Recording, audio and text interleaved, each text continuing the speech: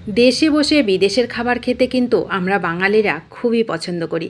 তো সেরকমই একটা বিখ্যাত জনপ্রিয় দক্ষিণ ভারতীয় খাবার আজকে তৈরি করব, যেটা খেতে অসম্ভব মজার লাগে বন্ধুরা। তো যদিও এই খাবারটা অনেকভাবে তৈরি করা যায়, কিন্তু খুব সহজভাবে কিভাবে তৈরি করলে আমরা খুব সহজে ঘরে বসে খেতে পারি, সেটাই আজকে আপনাদের সঙ্গে শেয়ার করব। আশা করি আপনাদেরও অনেক বেশি মজার লাগবে। তো বন্ধুরা, পুরো রেসিপিটা একটা লাইক দিয়ে দেখার জন্য আপনাদের কাছে অনুরোধ জানাই। তো রেসিপিটা ভালো লাগলে একটু শেয়ার করবেন, নতুন বন্ধু হলে চ্যানেলটা সাবস্ক্রাইব করে আমার পাশে থাকবেন। তো চলুন রেসিপিটা শুরু করা যাক। নমস্কার, রকমারি রান্নাঘরে আরও একটা মজার রেসিপিতে আপনাদের সবাইকে স্বাগত। তো এটা তৈরি করতে তেমন কিছু লাগে না, প্রথমেই লাগে আতপ চাল।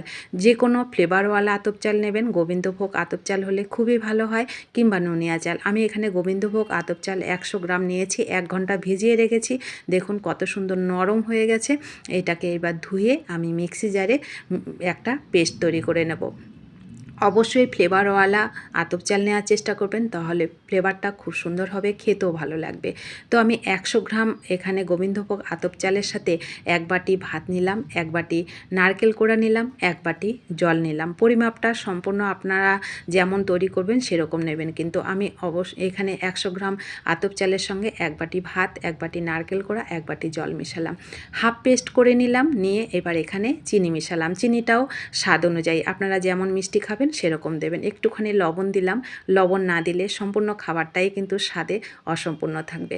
তো এইবার পেস্টটা তৈরি করে নিলাম, আরও সামান্য একটু জল দিলাম, মানে 1 বাটির থেকে হাফ বাটিরও কম জল দিলাম। এইবার পেস্টটা এমনভাবে তৈরি করবেন, একেবারে মিহি নয়, হালকা, খুবই হালকা একটু দানা থাকবে, সেভাবে পেস্টটা তৈরি করে নেবেন।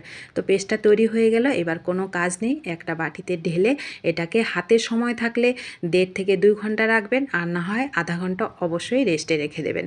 তো আমি 1 ঘন্টা রেস্টে রেখে দিয়েছি, 1 ঘন্টা পর ফিরে আসছি। এই বেটারটা দেখুন কত সুন্দর, একদম সফট হয়ে গেছে। আপনারা যখন তৈরি করবেন তখনই বুঝতে পারবেন এই ব্যাটারটা কতটা সফট হয়। তো দেখুন আমি এখানে আর তেমন কিছু মেশাবো না, একটুখানি এলাচের গুঁড়ো মেশালাম, 1 প্যাকেট ইনো মেশালাম। এখানে আপনারা বেকিং পাউডার আবার ইস্ট দিয়েও কিন্তু তৈরি করতে পারেন। বেকিং পাউডার আর ইস্ট দিয়ে যদি আপনারা তৈরি করেন, সেক্ষেত্রে কিন্তু যখন রেস্টে রাখবেন তার আগে মেশাবেন। আর ইনোটা দিয়ে যদি তৈরি করেন, সেক্ষেত্রে কিন্তু এই রেস্টে রাখার পরে মেশাবেন। আমি রেস্টে রাখার পরেই মেশাচ্ছি, যেহেতু এটা ইনো দিয়ে তৈরি করছি। এটা অবশ্যই বন্ধুরা একটু খেয়াল রাখবেন, এই ইনো দিয়ে কিন্তু রেস্টে কখনো রাখতে যাবেন না। তো দেখুন এখানে আমি 4টে বাটি নিলাম, ইনোটা দিয়ে সুন্দর করে কিন্তু ফেটিয়ে নিয়েছি আমি 2 মিনিট। অবশ্যই ইনোটা দিয়ে সুন্দর করে ফেটিয়ে নেবেন। তারপরে 4টে বাটি নিয়ে তেলটা ব্রাশ করে নিলাম, এইবার এর মধ্যে ভরে দিলাম। তো আমার 4টে বাটিতে হয়নি, আমার আরও একটা বাটি লেগেছে, 5টা বাটিতে আমি করে নিয়েছি। পুরোটা কিন্তু ভরে দেবেন না, পুরোটা ভরে দিলে এটা অনেকটা পড়ে যাবে উপরের থেকে, কারণ এটা অনেকটা ফুলকো হবে উপরের থেকে। তো এটাকে স্টিম করে নেব আমি 10 থেকে 15 মিনিট, ভালো করে ঢেকে দেব। ঢেকে দিলে স্টিমটা খুব সুন্দর হবে। আর 10 থেকে 15 মিনিট ফিরে এসে দেখুন আমার স্টিম করা কিন্তু হয়ে গেছে। একটা কাঠি দিয়ে চেক করে নিয়েছি। এই অবস্থায় কিন্তু উপরে হাত দিতে যাবেন না, এই খাবারগুলো কিন্তু গরম অবস্থায় খুবই নরম থাকে।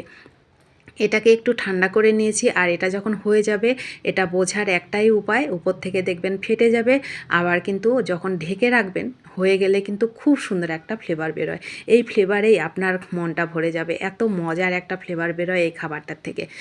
তো দেখুন আমি এটাকে নামিয়ে ঠান্ডা করে নিলাম। ঠান্ডা করে অবশ্যই এটাকে এইভাবে ছুরি দিয়ে বের করবেন, দেখবেন খুব সুন্দর বেরিয়ে যাবে।